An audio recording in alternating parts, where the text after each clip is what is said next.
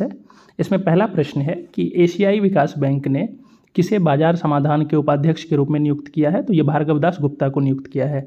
किसे नियुक्त किया है? तो भार्गव दास गुप्ता को। इनका कार्यकाल कितने समय के लिए है? तो 3 वर्ष के लिए। भार्गव दास गुप्ता का कार्यकाल कितने समय के लिए है? तो 3 वर्ष के लिए। अगला प्रश्न है कि वैश्विक नवाचार सूचकांक 2023 किसके द्वारा जारी किया गया? तो वैश्विक नवाचार सूचकांक 2023 जो है विश्व बौद्धिक संपदा संगठन के द्वारा जारी किया गया है। इस सूचकांक में कुल कितने देश शामिल हैं? तो 132 देश वैश्विक नवाचार सूचकांक 2023 में जो है कुल 132 देश शामिल हैं।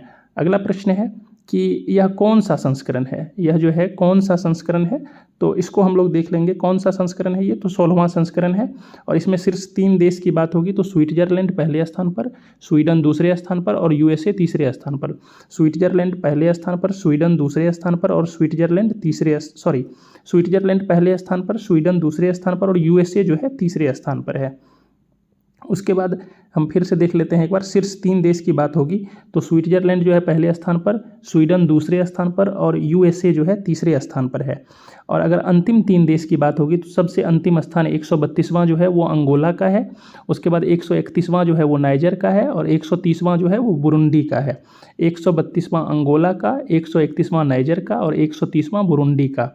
अगला प्रश्न है इसमें कि इसमें भारत की रैंक क्या है? तो इसमें भारत की रैंक देख लेंगे। इसमें भारत की रैंक जो है 40 है।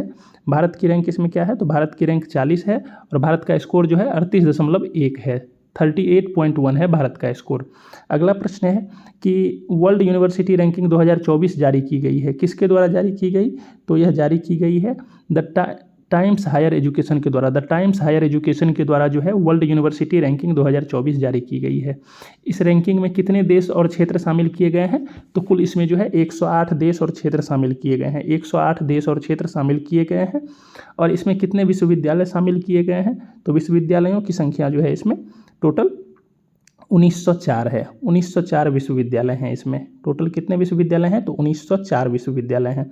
अगला प्रश्न हम लोग देखते हैं कि प्रथम स्थान पर कौन सा विश्वविद्यालय है? प्रथम स्थान पर विश्वविद्यालय की बात होगी तो ऑक्सफोर्ड हो जाएगा। ऑक्सफोर्ड विश्वविद्यालय ये ब्रिटेन का, यूके का, ठीक है। दूसरे स्थान पर स्टैनफोर्ड विश्वविद्यालय यूएसए हो जाएगा। प्रथम स्थान पर ऑक्सफोर्ड और दूसरे स्थान पर स्टैनफोर्ड विश्वविद्यालय यूएसए। तीसरे स्थान की बात होगी तो Massachusetts institute of technology USA हो जाएगा। तीसरे स्थान पर कौन है? तो Massachusetts institute of technology USA है, ठीक है। रैंकिंग में कितने भारतीय विश्वविद्यालय को शामिल किया गया? तो टोटल 91 विश्वविद्यालय को, जो भारत के 91 विश्वविद्यालय हैं उसको शामिल किया गया है, ठीक है। और इसमें शीर्ष रैंकिंग की बात होगी तो भारतीय विज्ञान संस्थान बेंगलुरु जो है इसमें पहले, मतलब भारत की ओर से जो पहला स्थान है, इसमें शीर्ष भारतीय की बात होगी, भारतीय विश्वविद्यालय की बात होगी तो भारतीय विज्ञान संस्थान बेंगलुरु जो है इसमें पहला स्थान है। चलिए अगला प्रश्न देख लेते हैं। इंडिया एजिंग रिपोर्ट 2023 किसके द्वारा जारी किया गया है? India ageing report 2023। तो इंडिया एजिंग रिपोर्ट की बात होगी तो यह जो है UNFPA भारत द्वारा जो है जारी की गई और international institute for population sciences द्वारा जो है ये दोनों के द्वारा जारी किया गया है। UNFPA भारत और international institute for population sciences के द्वारा जारी की गई है, ठीक है। इस रिपोर्ट के अनुसार जो है वर्ष 2050 तक भारत की बुजुर्ग आबादी कुल आबादी का कितना प्रतिशत हो जाएगा? तो 20.8%। इस रिपोर्ट के अनुसार 2050 तक जो है भारत की कुल बुजुर्ग की जो है आबादी, भारत की बुजुर्ग आबादी जो है कुल आबादी का लगभग 20.8% हो जाएगा। 20.8%। चलिए अगला है ड्रग के वसूली के खिलाफ लड़ने के लिए किस राज्य की पुलिस ने ऐप लॉन्च किया है? ड्रग एवं वसूली के खिलाफ लड़ने के लिए किस राज्य की पुलिस ने ऐप लॉन्च किया है? तो हो जाएगा नागालैंड की पुलिस ने। नागालैंड की पुलिस ने जो है ड्रग एवं वसूली के खिलाफ लड़ने के लिए जो है ऐप लॉन्च किया है। इस ऐप का नाम क्या है? तो movement against drugs and extortion in Nagaland, made in Nagaland. Movement against drugs and extortion in Nagaland. इस ऐप का नाम जो है movement against drugs and extortion in Nagaland है। नागालैंड पुलिस के द्वारा जो है यह जो है लॉन्च किया गया 27 सितंबर 2013 को।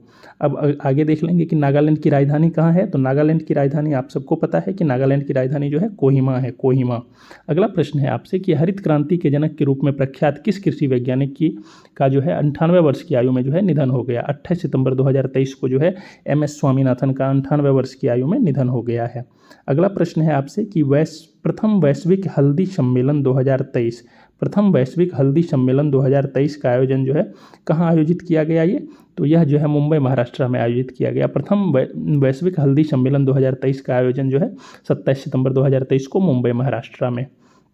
अगला प्रश्न है, विश्व कॉफ़ी सम्मेलन का एशिया में पहला आयोजन कहाँ किया गया। विश्व कॉफ़ी सम्मेलन के आयोजन की बात होगी, विश्व कॉफ़ी सम्मेलन के आयोजन की बात है तो विश्व कॉफ़ी सम्मेलन का एशिया में पहला आयोजन जो है बेंगलुरु कर्नाटक में किया गया है। कहाँ पे किया गया है, तो बेंगलुरु कर्नाटक में जो है विश्व कॉफ़ी सम्मेलन का एशिया में पहला आयोजन जो है बेंगलुरु कर्नाटक में किया गया।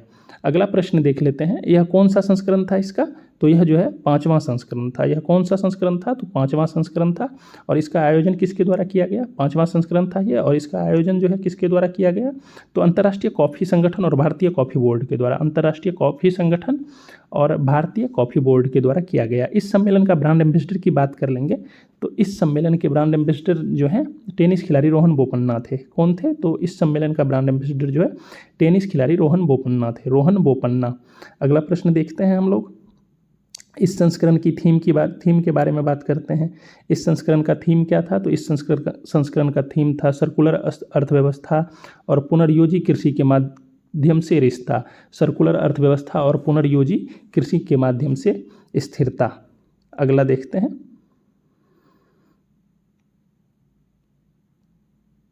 हाँ तो अगला है कि इस संस्करण का शुभंकर किसे चुना गया था। तो इस संस्करण का शुभंकर की बात होगी तो इस संस्करण का शुभंकर जो है कॉफ़ी स्वामी को चुना गया। किसको चुना गया, तो कॉफ़ी स्वामी को।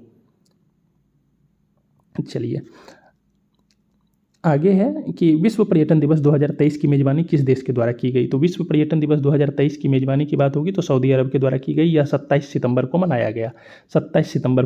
इस वर्ष की थीम क्या थी, तो पर्यटन और हरित निवेश जो है इस वर्ष की थीम थी। पर्यटन और हरित निवेश जो है इस वर्ष की थीम थी। 27 सितंबर को मनाया गया और इस बार जो है मेज़बानी जो है सऊदी अरब के द्वारा की गई है। अगला प्रश्न है, वीरांगना दुर्गावती टाइगर रिजर्व को किस प्रदेश का 7वां टाइगर रिजर्व घोषित किया गया। वीरांगना दुर्गावती टाइगर रिजर्व की बात है तो किस प्रदेश का 7वां टाइगर रिजर्व घोषित किया गया है, तो यह हो जाएगा मध्य प्रदेश का 7वां टाइगर रिजर्व घोषित किया गया। किन अभ्यारण्यों को मिलाकर यह टाइगर रिजर्व बनाया गया, तो इसमें उत्तर हो जाएगा नौरादेही अभ्यारण्य और रानी दुर्गावती अभ्यारण्य। 2 अभ्यारण्यों को जोड़कर जो है टाइगर रिजर्व बनाया गया है। तो एक है नौरावती अभ्यारण्य और दूसरा है रानी दुर्गावती अभ्यारण्य। तो 2 अभ्यारण्यों को जोड़ के जो है टाइगर रिजर्व बनाया गया है। अगला प्रश्न देखते हैं, world leader for piece and security award 2023 के लिए किसे चुना गया है। World leader for piece and security award 2023 के लिए किसे चुना गया, तो माया अमृतानंदमयी देवी को चुना गया है। World leaders for piece and security award 2023 के लिए किसे चुना गया है, तो माया अमृतानंदमयी देवी को चुना गया है। अगला देखते हैं प्रश्न हम लोग, माया अमृतानंदमयी देवी अन्य किस नाम से जानी जाती हैं, तो इनको अन्य नाम जो है अम्मा के नाम से जाना जाता है, अगला प्रश्न है आपसे कि वर्ष 2024 के लिए किस भारतीय फिल्म को ऑस्कर के लिए भारत की आधिकारिक प्रविष्टि के रूप में चुना गया। आधिकारिक प्रविष्टि की बात होगी, किसको चुना गया है, तो 2018 एवरीवन इज ए हीरो को चुना गया है। 2018 एवरीवन इज ए हीरो को जो है 2024 के लिए भारतीय फिल्म को ऑस्कर की भारत की आधिकारिक प्रविष्टि के रूप में जो है चुना गया है। तो उसका नाम है 2018 एवरीवन इज ए हीरो। अगला है, इस फिल्म को किस श्रेणी में चुना गया है, तो सर्वश्रेष्ठ विदेशी भाषा फिल्म में। किस श्रेणी में चुना गया है, तो सर्वश्रेष्ठ विदेशी भाषा फिल्म के लिए चुना गया है। चलिए अगला देखते हैं, भारत में पहली बार ग्रीन अमोनिया का आयात किस पतन के माध्यम से किया गया। ग्रीन अमोनिया की बात होगी, भारत में पहली बार ग्रीन अमोनिया के आयात की बात होगी तो ये हो जाएगा चिदम्बरनार पत्तन तमिलनाडु से। भारत में पहली बार ग्रीन अमोनिया का आयात किस पत्तन के माध्यम से किया गया, तो चिदम्बरनार पत्तन तमिलनाडु से किया गया। ठीक है, अगला प्रश्न है, यह किसके लिए मतलब यह आयात किसके लिए किया गया, तो Tuticorin alkali chemical and fertilizer limited के लिए जो है यह आयात किया गया। ग्रीन अमोनिया का आयात जो है किया गया। और अगर पूछे किस देश से आयात किया गया तो इसका उत्तर हो जाएगा मिस्र से किया गया। किस देश से किया गया, तो मिस्र से किया गया है यह आयात। उसके बाद आगे हम लोग देखते हैं, मिस्र से यह आयात किया गया। किस ब्रिटिश प्रधानमंत्री के युद्ध कार्यालय को लग्जरी कार्यालय के रूप में लॉन्च किया गया है। तो लग्जरी स्मारक होगा शायद से, तो इसमें हो जाएगा विंस्टन चर्चिल का। इसमें किसका हो जाएगा? तो विंस्टन चर्चिल का हो जाएगा, विंस्टन चर्चिल का। होटल, लग्जरी होटल के रूप में लॉन्च किया गया है, तो ये विंस्टन चर्चिल का हो जाएगा ये, ठीक है। और इस होटल को कहाँ लॉन्च किया गया? तो लंदन यूके में लॉन्च किया गया। कहाँ पे लॉन्च किया गया? तो लंदन यूके में लॉन्च किया गया है, ठीक है। आगे देख लेते हैं, इस कार्यालय को किसके द्वारा जो है लग्जरी होटल के रूप में लॉन्च किया गया अगर पूछे तो हो जाएगा हिंदुजा ग्रुप के द्वारा, जो है हिंदुजा ग्रुप और रेफल्स होटल एंड रिसॉर्ट्स के द्वारा, हिंदुजा ग्रुप और रेफल्स होटल्स एंड रिसॉर्ट्स के द्वारा। अगला प्रश्न है, विश्व रेबीज दिवस कब मनाया जाता है?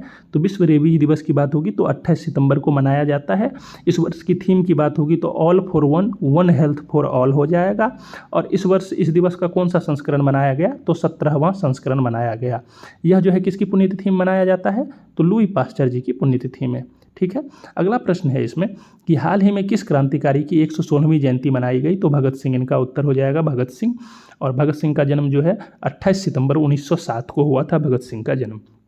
अगला प्रश्न है, एक दिवसीय T20 इंटरनेशनल मैच में 300 से अधिक रन बनाने वाली विश्व की पहली टीम कौन बनी है? तो 27 सितंबर 2023 को नेपाल की टीम ने जो है यह उपलब्धि मंगोलिया के खिलाफ हासिल की थी। किस देश के खिलाफ? तो मंगोलिया के खिलाफ। अगला प्रश्न है, 13वां हिंद प्रशांत सेना प्रमुखों का सम्मेलन कहाँ आयोजित हुआ? 26 सितंबर 2023 को यह जो है नई दिल्ली में आयोजित हुआ था। कहाँ आयोजित हुआ था? तो नई दिल्ली में। सितंबर 2023 में चर्चा में रहा PET46 क्या है? PET46 जो है यह एंजाइम है, और एंजाइम जो है प्रोटीन से बना होता है। PET46 एंजाइम का उपयोग क्यों किया जाता है या किस लिए किया जाएगा? तो समुद्री और स्थलीय प्लास्टिक को नष्ट करने हेतु किया जाएगा। PET का पूरा नाम अगर पूछा जाए तो पॉलीथीन टेरेफथेलेट होगा, पॉलीथीन टेरेफथेलेट। धन्यवाद।